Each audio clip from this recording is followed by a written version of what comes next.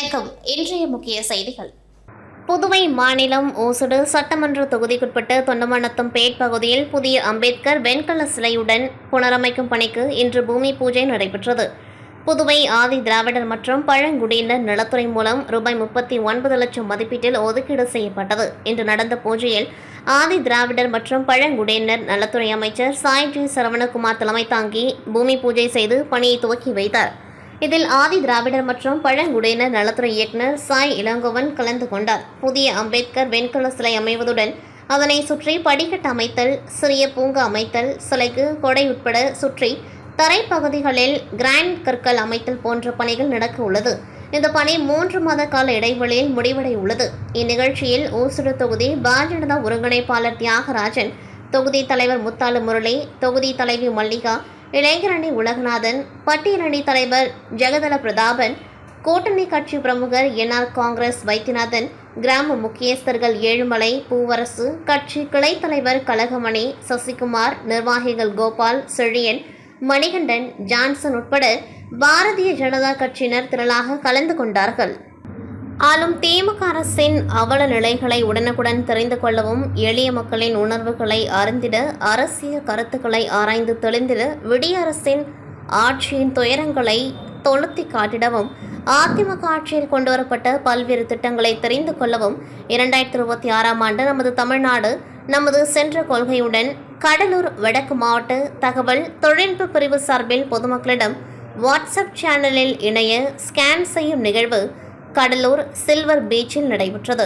இதில் கடலூர் வடக்கு மாவட்ட கழக செயலாளரும் முன்னாள் அமைச்சருமான எம்.ஜி. சம்பத் கலந்து கொண்டு பொதுமக்களிடம் செல்போனில் QR கோட் ஸ்கேன் செய்து துவக்கி வைத்தார். இதில் மாவட்ட அவைத்தலைவர் சேவல்குமார், விழுப்புரம் மண்டல தகவல் தொழில்நுட்ப பிரிவு துணை செயலாளர் பிருத்திவிராஜ் உட்பட பலர் கலந்து கொண்டார்கள். கடலூர் மஞ்சக்குப்பத்தில் உள்ள தனியார் பள்ளியில் வேலைவாய்ப்பு முகாம் நடைபெற்றது. இதில் 100க்கும் மேற்பட்ட தனியார் நிறுவனங்கள் பங்கேற்று இந்த வேலைவாய்ப்பு முகாமில் வேலை தேடும் இளைஞர்கள் மற்றும் இளம்பெண்கள் ஆர்வமாக வேலைக்கு விண்ணப்பித்த நிலையில் கடலூர் சட்டமன்ற உறுப்பினர் ஐயப்பன் வேலைவாய்ப்பு முகாமில் 3000க்கும் மேற்பட்டோருக்கு தேர்வு செய்யப்பட்டவர்களுக்கு பணி நியமன ஆணை வழங்கினார். அப்பொழுது மகாலட்சுமி என்ற பெண்மணி ஆணையை வாங்கியவுடன் கண்ணீரோடு வந்து, எனக்கு இந்த வேலைவாய்ப்பு முகாமில் வேலையும் கிடைத்தது, பசி எனும் பிணியும் போக்க வழிவகுத்த சட்டமன்ற உறுப்பினருக்கு நன்றி என நெகிழ்ச்சியோடு பேசிய வீடியோ தற்பொழுது சமூக வலைதளங்களில் வைரலாகி வருகிறது.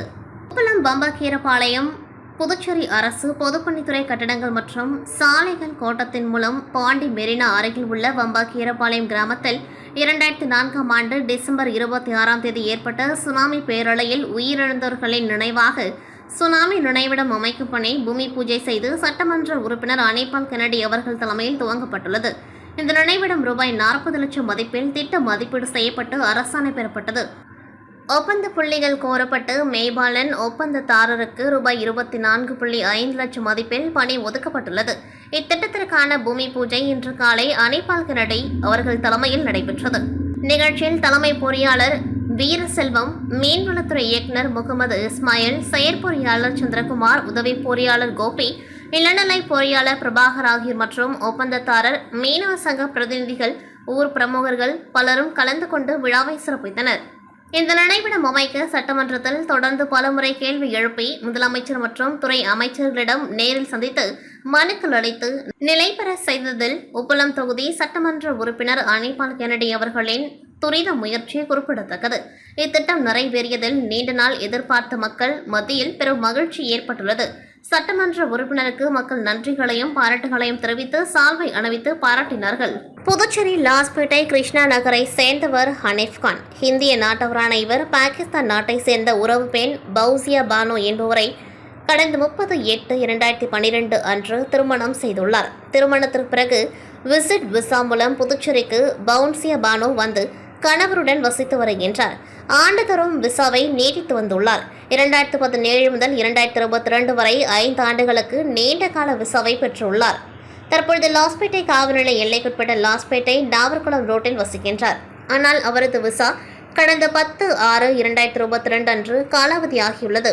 அதன் பிறகு அவர் விசாவை நீட்டிக்கவில்லை என தெரிகின்றது.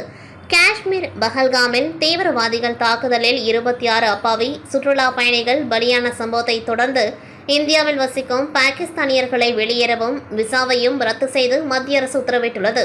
இந்நிலையில் புதுச்சேரி லாஸ்பேட்டையில் பாகிஸ்தான் பெண் பௌசியா பானோ வசிப்பதும் அவரது விசா காலம் முடிவடைந்து விட்டதும் தெரியவந்ததை அடுத்து இதையடுத்து புதுச்சேரி வெளிநாட்டு தூதரக அதிகாரிகள் நேற்று லாஸ்பேட்டையில் பௌசியா பானோ வீட்டிற்கு சென்று புதுச்சேரியிலிருந்து வெளியேறுமாறு கூறி நோட்டீஸ் வழங்கினர்.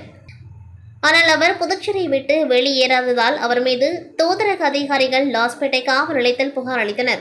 புகாரின் பேரில் போலீசார் பௌசியா பானோ மீது வழக்கு பதிவு செய்து அடுத்த கட்ட சட்ட நடவடிக்கைகள் குறித்து உயர் அதிகாரிகளுடன் ஆலோசனை நடத்தி வருகின்றனர்.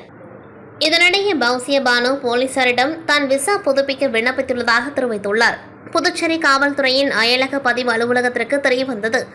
இதுகுறித்து நடவடிக்கை எடுக்க கோரி அயலக பதிவு பிரிவு இன்ஸ்பெக்டர் சண்முகம் லாஸ்பேட்டை காவல் நிலைய அதிகாரிக்கு புகார் தெரிவித்துள்ளார். அதன் பேரில் பௌசியா பானோ மீது போலீசார் வழக்கு பதிவு செய்துள்ளனர். மேலும் அவருக்கு இந்தியாவை விட்டு வெளியேற நோட்டீஸ் அனுப்பப்பட்டுள்ளது. கடந்த ஒரு வாரத்திற்கு முன்பு காஷ்மீரில் தீவிரவாதிகளால் சுற்றுலா பயணிகள் சுட்டுக் கொல்லப்பட்டனர். இது நாடு முழுவதும் பெரும் அதிர்வலை ஏற்படுத்தியது. இதனையடுத்து புதுச்சேரி முதலியார்பேட்டை பகுதியில் சமூக சேவகர் மனோகர் தலைமையில் அவர்களது படத்திற்கு மெழுகுவர்த்தி ஏந்தி மலர் தூவி அஞ்சலி செலுத்தப்பட்டது.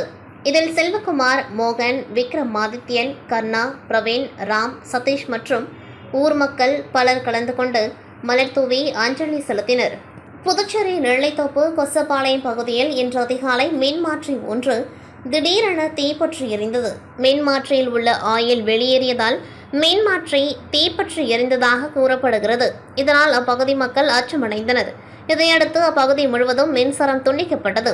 இதுகுறித்து மின்துறை மற்றும் தீயணைப்புத்துறை அதிகாரிகளுக்கு தகவல் அளித்த நிலையில் சுமார் 1 மணி நேர போராட்டத்திற்கு பிறகு தீ முற்றிலுமாக அணைக்கப்பட்டது. தொடர்ந்து மின்சாரம் கொடுப்பதற்கான பணிகளை மின்துறை அதிகாரிகள் செய்து வருகின்றனர். புதுச்சேரி தவளகுப்பம் அருகே உள்ள அபிஷேகப்பாக்கத்தில் நீர்நிலை பகுதியான ஏரிக்கரை உள்ளது. மீன்கள் நிறைந்த நீர்நிலை மற்றும் நிலப்பரப்பு என சுமார் 150 ஏக்கர் பரப்பளவு கொண்டது. பல்வேறு மரங்கள், செடி, கொடிகள் என அடர்ந்து காணப்படும் இங்கு மயில்கள், வெளி மாநிலத்திலிருந்து வந்து செல்லும் பல அரிய வகை கொக்குகள், நாரைகள், குயில், காகம், சிட்டுக்குருவி, காடை, தூக்கணாங்குருவி என பல அரிய வகையான பறவைகள் உள்ளது. மேலும் செடியின் புதர்களில் முட்டையிட்டு அடைகாத்து குஞ்சு பொறித்து இனப்பெருக்கமும் செய்து வருகின்றது. இந்நிலையில் மாலை மர்ம நபர்கள் மது போதையில் தீ வைத்து கொளுத்தியதால் தீ மலமளவென பரவி ஏரியில் பல இடங்களில் தீ பரவியது. இதனால் மயில்கள் மற்றும் பறவைகள் கூக்குரலிட்டன. இப்பகுதி புதராகவும் ஆட்கள் நடமாட்டமின்றி இருப்பதால் அன்றாடம் சமூக விரோதிகள், சீட்டுக்கட்டு உள்ளிட்ட சூதாட்டங்கள் மற்றும் மது பிரியர்களின் ரகசிய கூடாரமாகவும் ரவுடிகள் பல தீய செயல்களுக்கு திட்டம் தீட்டும் இடமாகவும் இருந்து வருகின்றது என்பது குறிப்பிடத்தக்கது. எனவே புதுச்சேரி அரசு, காவல்துறை மற்றும் வனத்துறையினர் தகுந்த நடவடிக்கை எடுக்க வேண்டும் எனவும் அப்பகுதியைச் சேர்ந்த கிராமவாசிகள் அரசுக்கு கோரிக்கை வைத்துள்ளனர். இத்துடன் செய்திகள் நிறைவடைகின்றது. நன்றி, வணக்கம்.